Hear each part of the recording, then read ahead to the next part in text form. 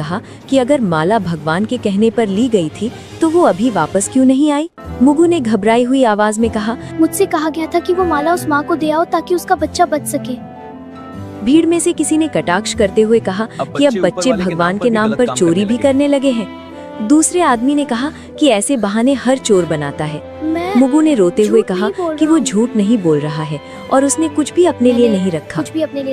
उसने कहा कि अगर माला चाहिए तो वो भगवान से पूछ ले कि सच क्या है। ये बात सुनकर पुजारी भी असहज हो गए क्योंकि कोई भी भगवान से सवाल नहीं करना चाहता था। मुख्य पुजारी ने कड़े शब्दों में कहा कि जब तक सच्चाई सामने नहीं आती तब तक बच्चे का यहाँ रुकना ठीक नहीं होगा। तब तक बच्चे को मंदिर में नहीं रहने दिया जाएगा।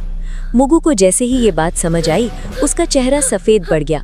उसने डरते हुए पूछा कि क्या अब वो भगवान के पास भी नहीं रह सकता? किसी ने जवाब नहीं दिया और दो आदमी आगे बढ़कर उसे मंदिर के बाहर ले गए।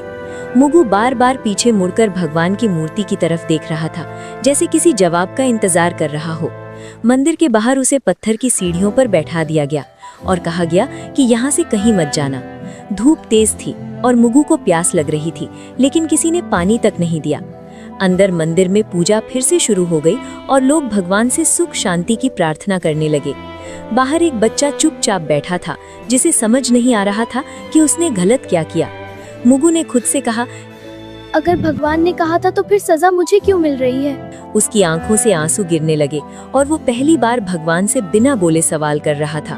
उसी समय मंदिर के अंदर अचानक हवा तेज चलने लगी और दीपक की लौ हिलने लगी। कुछ लोगों ने इसे भगवान की नाराजगी कहा और कुछ ने इसे महज हवा का झोंका मान लिया। मुगु अब भी सीढ़ियों पर बैठा भगवान की तरफ देख रहा था और उसे नहीं पता था कि ये चुप्पी आने वाले